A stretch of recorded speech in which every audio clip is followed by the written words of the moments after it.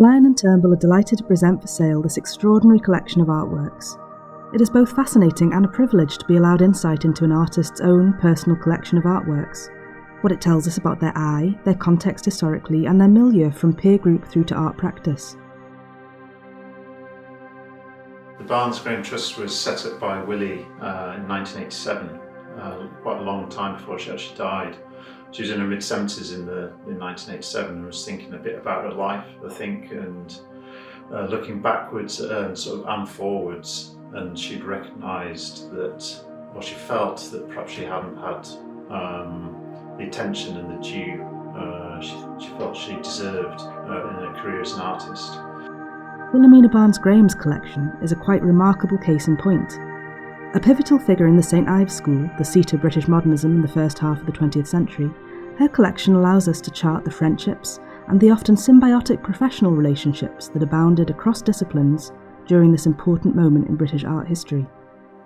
To further develop the Trust's aims and ambitions of supporting artists and looking after the collections here and Willie's legacy, the trustees have decided to sell Willie's private collection of works by other artists.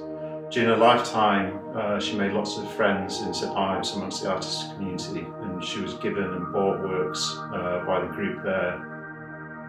Within the collection, the root of the movement and the origins of the colony are represented in the form of etchings by Ben Nicholson and a truly significant, scarce-to-market and museum-quality drawing by Barbara Hepworth, showcasing her exquisite draftsmanship. Willie's story about the Hepworth drawing is that before the wedding, Hepworth had asked her if there was something that she wanted for a wedding present, and Willie had been brave enough to actually ask for a drawing, and she was duly given this wonderful piece. We also find examples of the work of outsider artist Alfred Wallace, whose naive and unfettered approach to painting sparked a new way of looking for a generation of artists drawn to practice in the Cornish town.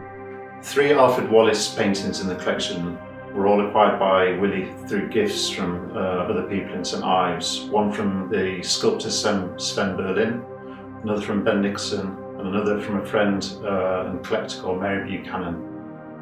It is unsurprising to discover many fine examples of work by Sir Terry Frost, a close contemporary and indeed friend of Barns-Graham. There is a commonality between their practice in terms of their visual and formal response to the topography of the local landscape, and their shift to explore vibrant colour over the course of their careers. The Terry Frost painting, Grey, Black and White, is one of the most important pieces in the collection.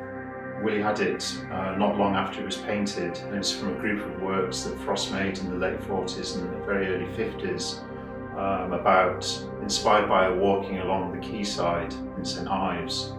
And it became one of his most important groups and how he really made his name. And it's interesting because it kind of shows how a lot of the St Ives artists were working at the time, including Willie, where they were very inspired by St Ives, by living in St Ives, by the sea and the landscape and the townscape, but turning it into abstract compositions, so not painting what they saw, but more about their experience of being in the place.